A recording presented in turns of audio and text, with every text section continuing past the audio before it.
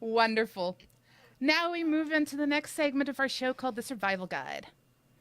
So, who of you two remembers what the Survival Guide is? Of course, not like you're going to cheat or anything. Uh, isn't it the part Is that the where one that says get your own room?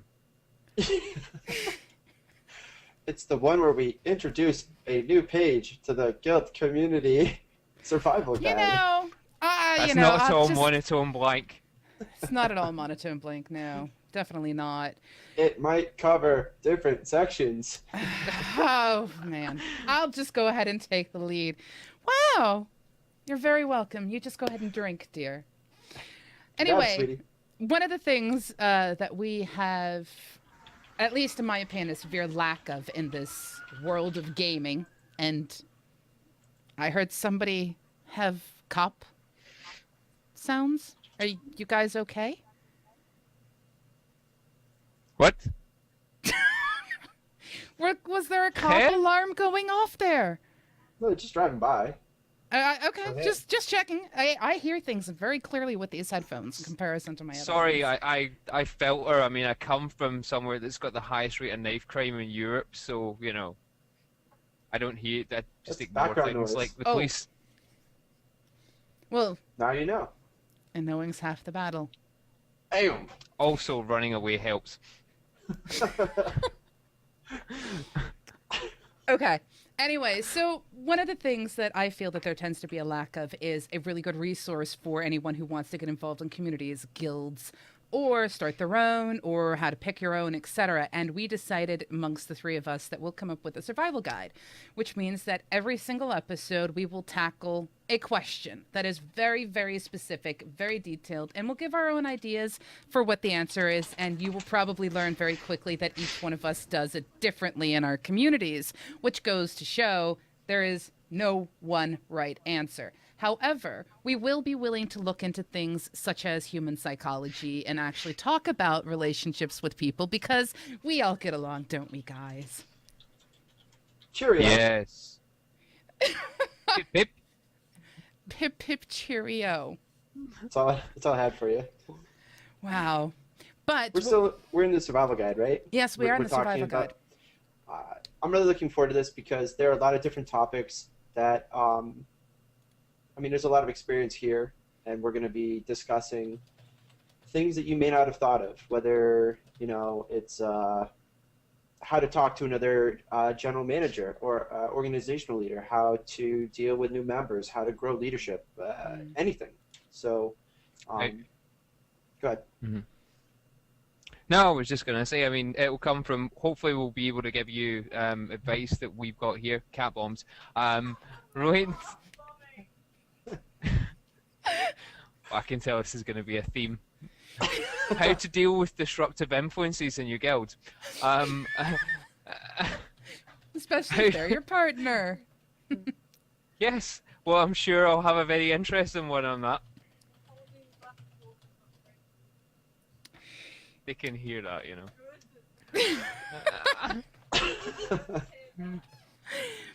Go ahead, Anyway, Screen. years of experience, honest.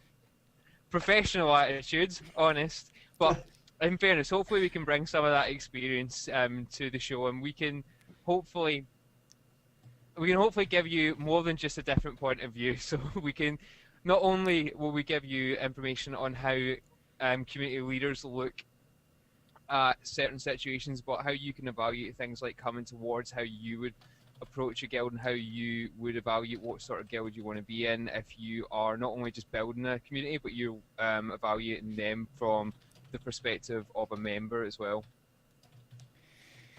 Yes. And I really like seeing her feet. They're lovely feet, yeah. It just adds that little extra. I'm too afraid to say anything else. So yes, if you have something particular that you want us to add to the survival guide, you can get in touch with us. Easiest way is to actually email voice at email voice at MMOBuff.TV or actually Pseudo at MMOBuff.TV. Either will work. I will take care of whatever you bring forward and throw to these guys and let them try to answer it to the best of their ability. Without the cat bombing or feet bombing or sheep bombing, because I think she has a onesies and a sheep onesies, at least that's the way it looked. We're going to go with that. Yes, we are going to go with that. Excellent. So, the very, very next section of what we are actually looking at having in our show is something called Campfire Stories. Ooh.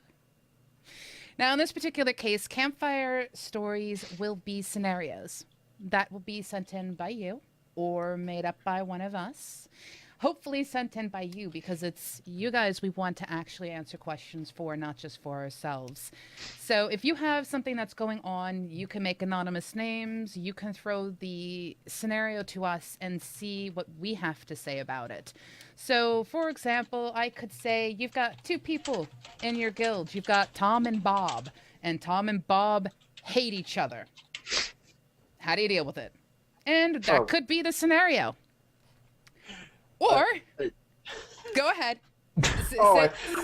There's so many wonderful ones. Like, when we do our interviews, I always give examples when we're asking personality questions. And I for example, what do you do if one of your members is offering sexual stuff on Skype for in-game money?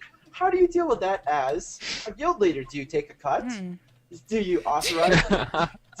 There are a lot of different ways to go, so I'm really looking forward to Campfire Stories. And that's the thing. I mean, there are people who do that, so there's absolutely no reason for us not to tackle questions like that. So if you have questions, send them in, same location. We will tackle them. Do you have an idea on how you would handle that one, Screen?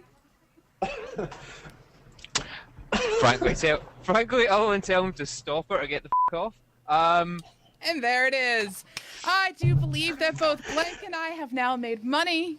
Thank you so much, Screen. You just swore. We win. We tried. We made it 39 minutes into the show before Screen dropped it, but that's okay. Yes. Now I can do. I got a free one now. So. No, we are not trying to balance out and keep score this way. Nice try. But no. So basically, tell them to GTFO.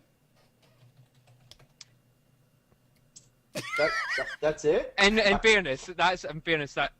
all fairness, sexual favors over Skype's so way past the line as far as Afterlife are concerned. That's when you get to that stage, you're gonna get hauled in for a word with me and just get asked what do you think you're doing? I mean, that's part of the sort of stuff you go through in an interview with someone. You give them the normal spiel about, no hacking, no exploiting, no doing anything that will bring the community into disrepute. You explain to, these are basic foundations that you take people through when you introduce them to a community. You explain, especially when you've got a community, that you put the time and effort into to establish relationships with developers and publishers, and you have those sort of relationships. It's not just the case that you have to explain to your guild members. It's not just the case that when they do something, it comes back to them. It invariably comes back to you. Blank, if one of your members turned around and did something like that in a game and it came back, invariably, it's not even that. Invariably, a member of the community team for that game probably isn't just going to come back to them. They're probably going to come back to you and go, what are they doing in our game? And then you have to deal with it as well. And at the end of the day, if someone's had that discussion with you in TeamSpeak or Ventrilo or whatever, and you've gone through that with them, then that's so way past the line that's just not acceptable. And you can't allow that sort of thing to fester within a community. It doesn't build good solid foundations within a community to have that sort of thing going on. It doesn't build. Let's be blunt about the matter. There are a lot of people on the internet that are not the most emotionally stable in the world, and they can function fine within a community as long as they're given boundaries. You introduce an element like that into an online community, you can get people who are maybe not the most emotionally well-rounded, who get really upset, really hurt, and really bothered by that sort of thing. You or I might know to tell someone who offers us that, go away. Someone else might not be as emotionally mature and understand what's going on and not be able to handle that. that's the sort of reason you can't let that sort of thing fester within a community. There are lines, you've got to establish them before someone comes in, and Well, that's you an would be lucky interesting. if you Well, see, that's the go on. thing. I mean, when you start pulling in the conversation about, this is a conversation that you should have laid down the boundaries at the beginning. One of the things we are going to discuss is, should you do interviews in a community or a guild? Now, the reason sorry. why I say this is actually... This is a question? This is a question. Well, not right now, because in all honesty, this is a very deep subject that really needs to be tackled. But, there are some people who feel that interviews for a guild are wrong. And I will be blunt, there are some guilds where interviews are kind of pointless. But again, it depends on the type of community you're trying to form, and we'll go into that. But that's the kind of questions we'll be looking into. And yes, our stories will have scenarios. We will be basing them as much as possible on real life events, because I have years of experience to draw from for issues, drama, crazy weird things. We've got Blank obviously having some of the more bizarre ones involving Skype. And obviously Screen has had to deal with quite a few things himself as well. So yeah, we'll be tackling them. But in the Campfire stories, we want you to bring your dilemmas to us. Let us see what we come up with, and, let us put our expertise to the test. Let's find out. I do want to add something here, because someone was like, there's an actual story. My background is military police and criminal investigation. One of the things we learned is how to interview people, and there's always 3 stories. There's his story, her story, and what really happened. And one of the things that you have to do as a guild leader, as a good guild leader, is try to break down what the 2 stories are and where in the middle do they really meet. And in this specific, and we'll talk about it again in the future episode that actually deals with it. But in this episode, what happened was a member was like, I need some more time getting my hardcore rating mats together. I don't have any money. And I was like, why don't you have any money? And was really embarrassed and said, I spent it. I was like, what'd you spend it on? And told me what was happening. And then I found out this was happening a lot. So I addressed it and said, this can't happen. I'm sorry. Like, I can't have members who don't have time to go farm spending money to hang out with you as their whatever on Skype. So, and I heard her story and I understood, and it was a money thing. And it was a not cool. You're adults. I don't care. However, in my organization with what I was doing at the time, I couldn't accept it. So, there may be communities out there. There are, not that I know of now, but where something like that is accepted and it's part of it. Hey, come on into our community. We have sexy people on Skype. Who knows? I'll tell you though, for mine, that's never going to be a thing. So, anyways. Well, there you go. You've just knocked out part of the people who might want to join your community there, Blankspace. And I'm sure all 3 of us can easily sit here with that kind of comment and just sort of in our own communities go, thankfully, because that's not the kind of people we want to have in our communities. But there are, and I do very, very, very much so remember a particular community on the server that I was on when I was playing World of Warcraft in the United States. There was a community that was very, very much so about things like ERP and things like that. And they were heavily advertised, and you could very easily join, but you just had to prove your age. So, there are communities out there for people who are searching for that. But that's not the type of communities that we're going to be discussing here. Just know that they're out there. Just not us. So, but yes. So that's basically how the So do you have work. a link? No, I got a bunch of links. I got a bunch of links. We can share the whole show. After show. Yeah, the Vanilla and Burning Crusade communities that were like, hold up a sign with nothing else saying that I'm the best player on the server, and the one with the most pictures wins some sort of forum. You're like, wait, what? This is a thing? That's just weird. And I will point out Ladron CC. I'm probably saying it wrong, states that pointless drama equal pointless. I'm going to tell you right now that if there is drama, it is pointful to somebody when it comes to a guild. Does not mean that it is wrong, does not mean that it is right, but if there is drama, someone wants it there. And that means that it's going to have an impact, and there is a point behind it. But we'll discuss how to deal with all that stuff when we get to that particular episode. Now, we did have a random question thrown to us by Stout Pint. Random question off the top of their head. Barry and Casey are members of your guild. Barry has showed up to every raid and is sitting on a fat stack of DKP. Casey is a new member and needs to get geared up as soon as possible. A piece of loot, which is best in slot for both, drops. Does it automatically go to Barry? He's not exactly hurting for gear, but he showed up for every raid. However, it would be a major upgrade for Casey. How would you handle it? Now, we're not going to answer that question because we're starting to cut it close on time. We will, however, use that as our scenario question for Campfires next week. Because that's actually a really good question. Because it deals in PvE. I know, guys, I'm sorry. But it is probably That's all right. one I've of done the... PvE. It happened back in the day. I'm Couple over times. it. It happened I'm a back in recovering college. PvEer. It happened back in college. It was a 1 or 2 time thing. Haven't really done it since then. All serious. Aww. There is nothing wrong with PvE or RP. Don't let them fool you. Just because they're men gaming. That is something else we will be discussing is, obviously what it's like for the various types of people who play, be it a woman gamer, male gamer, child gamer, teenager, older people.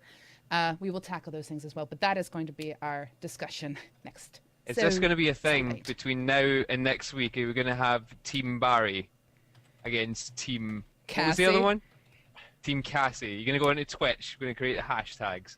Team Barry, Team Casey. Yes. Between now and next week. Go ahead, and if you guys want to go ahead and we'll figure out what the actual order is, make certain that you include MMO Buff in there so I can actually keep track, because that would be kind of important.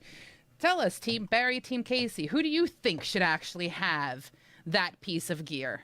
The one with the more DKP? Or Well, the you know one what who the needs answer it? is? The answer is the GM's girlfriend. That's the answer. That's always the answer. Seriously? Talk about it in the future, but it's one of those funny things. You're welcome. We'll definitely get there. But yes. And then we do have another segment, which is actually kind of fun because each one of us has a heavy community that can do all kinds of stuff. And in this particular case, especially like with what Blank does with Afterlife Gaming, or not Blank with Afterlife Gaming. Wow, look at me! I'm already that's getting you fine. guys confused. He can join. It's fine. I mean, we'll Blank take is in him off. and their pants, it's Screenager fine. is with SVG. We're just gonna start taking over the whole world. We're taking applications. If anybody wants to come on in the umbrella, just send me a message. Let me know.